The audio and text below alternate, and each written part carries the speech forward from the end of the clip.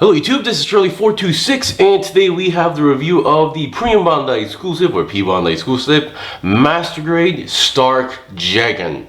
I am very happy that this has finally arrived. I'm pretty sure some people already received theirs last week, or if you're living in Japan, probably 2 to 3 weeks earlier than me. But still, I was looking forward for this kit, or technically I have been waiting for this kit for a long time. As you may know, or those who have been with me on my channel for a long time, I am a very huge fan of the Jegan units, to the point where I have collected about 80 or 90% of the P-Bandai HD Jegans as well. There are a few I've kind of missed, but once again, I will be getting those eventually. Alright, so the Stark Jegan, for those who have seen the Unicorn Gundam series, might know this unit right off the bat because it had an epic battle between the Kushatriya, although it did lose, but it was one of the few cases where we saw, not exactly a grunt guy, but once again, a grunt-ish, or like an elite grunt type character or unit that we don't even know, actually fighting against an ace pilot. And he did very, very well. Alright, so like my other P-Bandai kits, what we will be doing is that we'll be going over the overall components, meaning I'll be looking at what you get from the kit, what you're supposed to get, and the leftover parts, and then we'll be going articulation, and then we'll be going over anything else that I would like to mention. Now, because I moved out from my parents' house, I did leave my Master Grade Jegan kits at my parents' house in a display case, so there won't be any comparison. But once again, I don't think this kit really needs a comparison because it's not like it's entirely molding kit, but once again, it's good enough to the point where it can be considered on its own, so no comparisons needed. But once again, if you have built a Master Grade Jegan before, you basically get an idea how this kit works or operates. Now,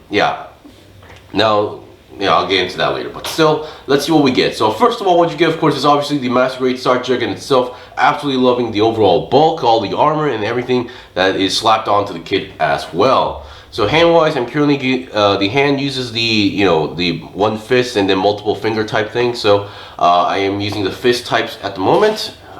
Finger-wise, you do get all the basic stuff. You get an open style hand, you get a multi-purpose hand, you get the beam saber holding hand, specifically the beam saber holding hand, and then a few leftover parts, which are technically, these are wrist joints, and some kits use these and some other kits don't use different joints. So technically these 4 pieces are leftover parts. Alright, so let's talk about the stuff that you're supposed to get, and I'll get into the leftover pieces later because those take a long time. So other than the built-in weapons, which we will go over later, here are the other stuff that you're supposed to be getting. Number 1 is basically the 2 beam saber effect parts. You do get 2 beam saber hilts. Now technically 4 if you can count the leftovers, but technically you'll be only using 2 of them. And here are the leftover beam saber effect parts for those beam saber hilts.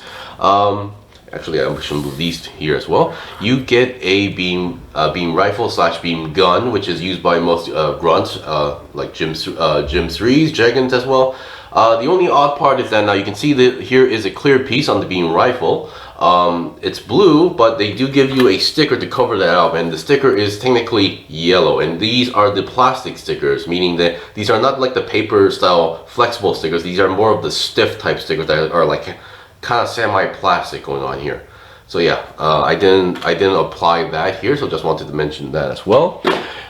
You do get a trigger finger, but you only get 1 for the right hand, unless I missed one in the plates, which I'll check later.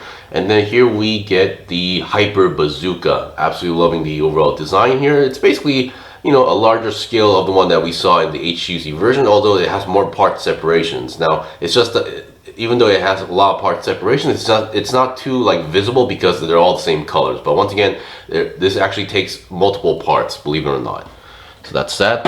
And then now, depending on how you use this could be a leftover piece or not, because these are the grenades launchers for the grenade launchers that are on the arm. So I'll be explaining this later, but basically each arm has a grenade launcher that has 2 ports here. Now you can put 2 each, so you can they give you 4 of these, so you can use all 4, or you can use 2 of these and then put 2 on the other half. You can put in the beam saber hilts, which I'll get into that later.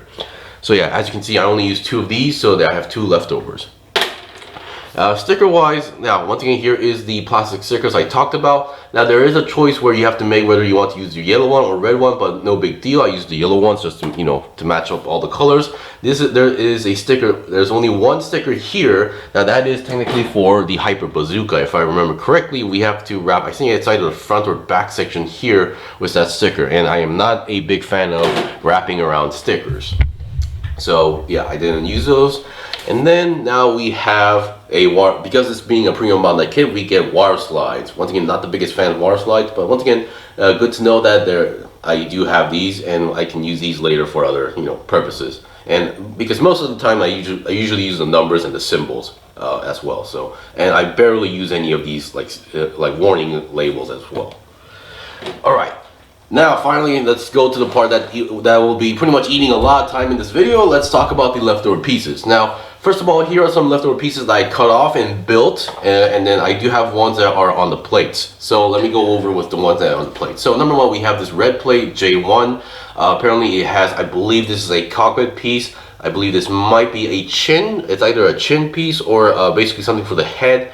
And then here we have the missiles or grenades that are technically supposed to be on the Jegan shield. So that's that. Here is the parts. Now keep in mind this, because this is the Start Jegan kit, it has a lot of mixture of the regular Master Grade Jegan and the Premium Bandai exclusive Master Grade Jegan Type D. So there are going to be a bit of mix of parts here. Now when you compare the Jegan and the Jegan Type D, sure, they do share some parts, but some parts are also very different. So yeah. So these, I believe, are from the original Master Grade Jegan, if I remember correctly. So these are the more of the common parts. We have the chest pieces here. We have the feet pieces as well. And here we have the parts that I cut off or built slightly. So number one, now this one I cut off. Let's take away the big one. You get this shield piece, but you do not get enough parts to actually finish the shield. Now, that's not something to complain about. Let's say even though you were able to make the shield, there is no practical way to actually make the Start Jegan hold this shield, because in order to do that, you're going to have to take out the launchers, because the Jegan shield does not actually have a handle on it. It only has a connection port. So yeah, you're going to detach one of those grenade launchers and then apply, which is not going to be good looking. Here we have the backpack. Now, I only was able to make partial of the backpack, and this is the backpack for the Jegan Type D. So the only parts that I'm technically lacking are the thruster pieces, which are already used on this kit as well. So which is why this is as far as I can make. So yeah. And then here are the parts that I also built and can be used right away. So number one, we get two of the beam saber, you know, holding sections, the beam saber holsters with the beam sabers for the side skirts. These you can use right away as well. So you do get the two beam sabers, which is why I said you get 4 beam sabers, but get 2 leftover pieces, and you get these parts. So yeah, if you want to make your customized version, like you don't want to use those like energy packs that are on the side skirts, you can always use these. And then you can, since you have the beam sabers covered, you can always now use all 4 grenades on the grenade launchers. And once again, we do get these. These are also the grenade packs for the side skirts. Once again, you can be used right away because this is actually the full, complete part. Pretty well done. Now, from here is all pretty much leftover parts, and I will try my best to explain where they're used for. Although there is one part that I have zero idea where it's from. So number one, we do get the shoulders for the Jegan Type D. Now this is incomplete, you still need more parts to make. And yes, despite being the Start Jegan being based on the Jegan Type D, it doesn't actually use exactly the same shoulder parts, because for obvious reasons. So yeah, so that's that. You get 2 of them, and you can't really fully make them, but once again, you can kind of work them out if you have some extra parts. You do get some feet parts. I believe these are from the original Jegan. These are the same feet parts from the original Jegan. So that's that. We do get this part, which I believe was also used in the Jegan, but I'm not sure if it was the Jegan Type D or just the regular Jegan. But still, that's that. This part, I'm gonna assume it's just for the back skirt area for the Jegan Type D or Jegan. So that's that. Now these yellow parts, I have zero clue where these were used for. So sorry if I can't remember that, but if you can kind of remind me, do let me know. Now we get these parts. These are actually for the backpack parts for the regular Jegan, not the Type D. The Type D doesn't have these cables outside. So these are the backpack pieces for the Jegan. Here we have the shield connector port for the Jegan shield, but once again, since we can't make the shield, that's no point. Now for the Jegan Type D, it doesn't really have a front script, but there are these small pieces that are roughly the area of the crotch area, so these are the inner frame for those parts. This part I believe is for the cockpit section, that's my guess. And we get the faceplate for, since this looks more flatter, I think this is for the Jegan Type D, because the Jegan and the Jegan Type D does have a slightly different shape of the faceplate. Alright, we finally went through the leftover pieces. Now let's go over the kit itself. So let's see what we got. Let's start from the top from bottom. So let's see, let me just zoom in a little bit. Alright, let's start with the head. Absolutely loving the head design. It's all the Jegan Type D, the Stark Jegan that we all know and remember from the show. Now, I believe the HUC kit, now it has been such a long time that I need to recheck my kit time to time, but I believe the HUC version, like these all extra armor parts, I believe the HUC colored them as gray. Now these ones are more like brownish gray, so a little bit different tone than I expected. But still, let's look at the head. Now the head, absolutely loving the head style. Now it is almost similar to the regular Jegan Type, no, well not regular, but the Jegan Type D head build, but there are some slight changes here and there. So you could kind of consider it to be almost a new mold, but still, yeah. So the head can go down that much and then up that much, which is very, very well done. It's been a while since I've seen, something move that much.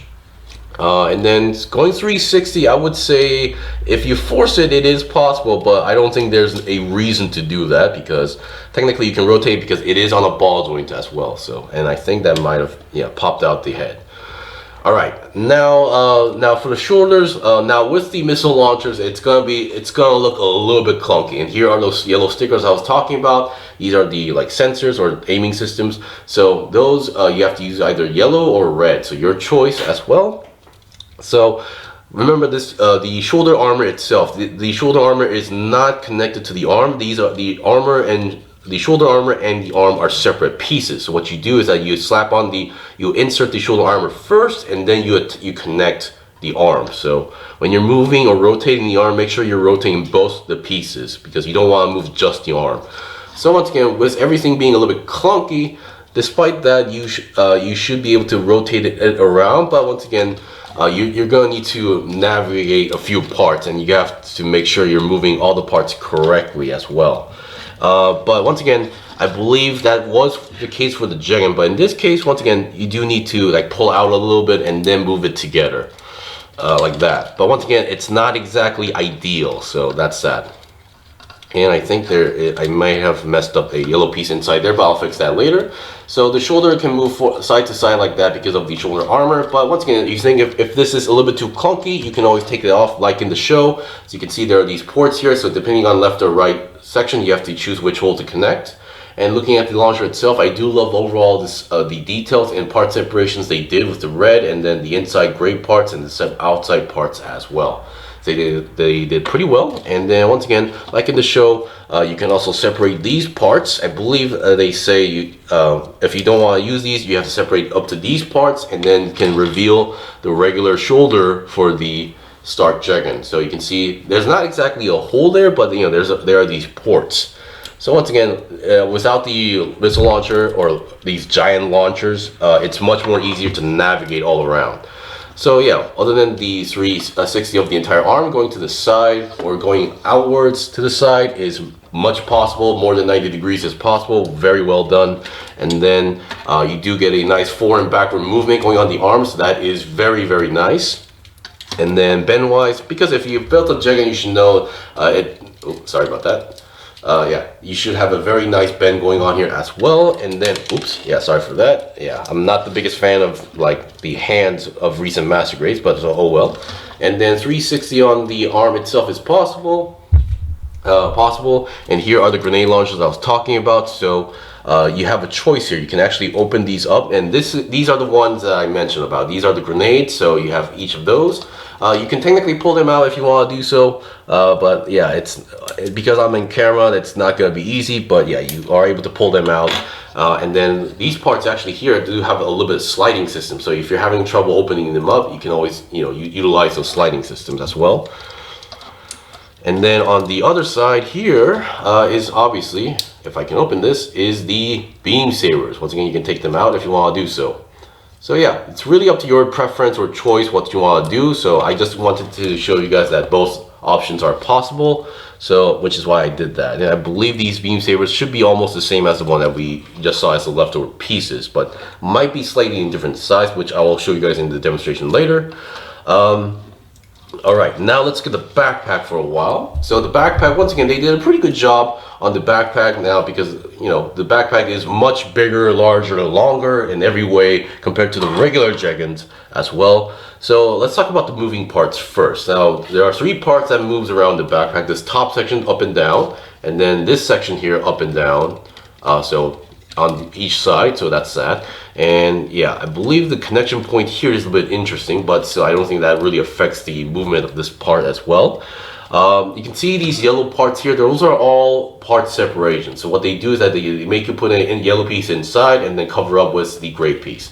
Now the only part that's an exception here is that they use these plastic stickers once again on the backpack. There's one here, and I believe on the other side there is another one here. That's kind of a interesting camera place selection, but I can kind of see why there. And yeah, there's this gigantic thruster going on here, but that's not going to be moving on its own. And once again, it's a pretty easy, you know, pop out. So if you want to swap out backpacks, you should be able to do that if you want to do so. All right, now let's get the body here. Now the body, pretty much the same base Jegan inner frame build, but the outer part is a different molding here. It's not where you get the regular Jegan and then you slap on this part. That's not the way how this kit works. It's actually you get the inner frame parts. When you're covering up the left side and right side separately, and then you have this middle part here. And this thing is entirely itself is the cockpit opening section. So you flip this part open, and then you flip this down, revealing the pilot. So yeah, so you can see this part is very different from the original Jegan, and you can always cover them up if properly. Now the main body, you do have a little bit of ab crunch going on here, side to side, not so much. I mean, there is a bit of wiggle, but you don't want to force it. And then going 360, as long as you know your way through, you should be able to go through 360. I am slightly kind of forcing it because the side skirts is getting in the way, but no big deal. Now the front skirts, once again, we do get the crotch V-frame, which is always a pain to color on the HUC version, but once again, all color separated pieces. Same goes for the yellow pieces. They did a pretty good job on the part separations here and there, so yeah. The front skirts can once again move on their own. Now, unlike the HUCs, these are separate pieces, so no need to worry about that. Side skirts also move upwards. And we do have a back skirt here because this is the Stark Jegan. They all move upwards, so you do get enough space to move around. So while you do get a side swivel, keep in mind the way how the Jegan is designed, it does have a side swivel, but it's kind of limited because of the armored design here. So if you can't go over it, you're gonna split the armor in parts. So this is just the way how the mole suit is designed. It's not Bandai's fault in this case.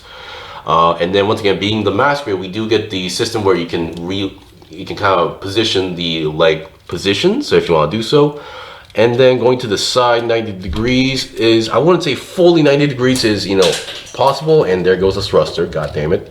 Yeah, I think this is as far as I can go. So yeah, you don't want to force or break anything. So yeah, I mean, it feels like it can go more, but at the same time, there's some colliding going on there as well. All right, so that, and then for the leg itself, you do get a nice bend because, you know, it's based on the regular Jegan, so Jegan base build, so the articulation should be top notch. And yeah, and then feet wise, once again, pretty well done feet, because this is masquerade, my setup is a little bit smaller than my usual, so we do get a nice toe bend, and then going forward and backward on the feet as possible, and then we do get a decent pivot joint as well. And let me just take off the backpack because of my setup, this new setup that I have in my own house, it's much smaller compared to the one in my parents' house, so which is why I am struggling to review masquerades on my setup. So I do apologize for that aspect. All right, now for the leg sections, you might be noticing about these armor pieces right over here. You might be noticing how do they work. So, kind of similar to the HUC version, but once again, you build the original or regular Jegan leg, and on the process, before you make the size, they make you slide in this ring part on the legs here, and then you slap on the parts here. So what you can do is that basically, I believe you have to take off a few parts. So number one, you take off that, take off this, and then there's another ring piece. There's another piece on the side, but let's just leave it there. And yeah, this is actually the piece that is holding all these together here. Just on the part itself, it is a little bit wobbly, but once you have at least one of these brown pieces here, it pretty much stays in place, so no need to worry about that. And looking at these pieces, nothing too special, but they did a really good job on the color separations here in the thrusters, ball jointed pieces, so that you can move the thrusters a little bit, and yeah. And that's that. Alright, so we've seen the basics of the kits. I'll be right back with the demonstration regarding the equipment, and we'll call it a day from there. I'll be right back. Okay, I'm back. So here we have the equipment attached. So here we have the Hyper Bazooka and Beam Saber attached to the hand going on here. So once again, everything holds very well here. Now, just to avoid any confusions, I made a mistake while explaining the fingers. So the ones that have the small trigger finger hands are not the Beam Saber hands. The multi-purpose hands are for the Beam Saber hands. Now, the manual I got confused with the manual, but basically they give you a larger trigger finger hand and a small one, which is on the plate that I showed you guys previously. This one is on a separate plate. So so if you want to use the beam rifle, they tell you to use the big one, and for the bazooka, they tell you to use the small one. But once again, they're both. You can use both on the large trigger finger hand. You can use both the bazooka as well. So if you want, it's really up to your choice. But for the beam rifle, you do have to use this one because there's not enough clearance for the small one. So just letting you guys know. Now, once again, this weapon is a pretty common weapon, so I'm not going to be showing you guys the demonstration here. But once again, I believe. With this, I do hope we still have a chance of getting the Master Grade Gem 3, but that's for the future. Holding the bazooka is pretty well done. It's pretty much what you expect from the show. You have to put it underneath the armpit. I don't think this bazooka is meant to be held the other way around, but if you because obviously for this thing as well. So yeah, and I think they did a pretty good job on the bazooka as well. Hand holds the beam saber very well as possible.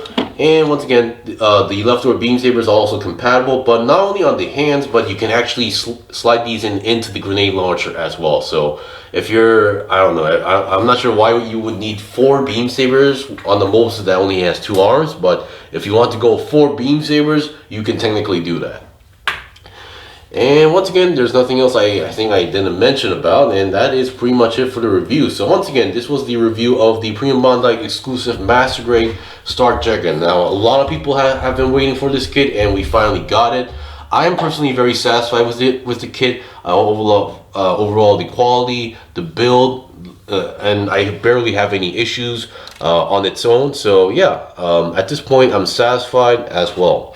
Now, at this point, my only guess or wonder is that if they're going to go up to the P-Bandai exclusive Master Grade Equus Jegan, or even the prototype Start Jegan, not the one from the Shark's Counterattack, but the one that we see in the Unicorn Gundam series, where it holds 4 gigantic nuclear missile-like things on its back. So I'm not sure if they're gonna go up to that point, or even the Ewok Jegan, but if they do, I'll be supporting that as well.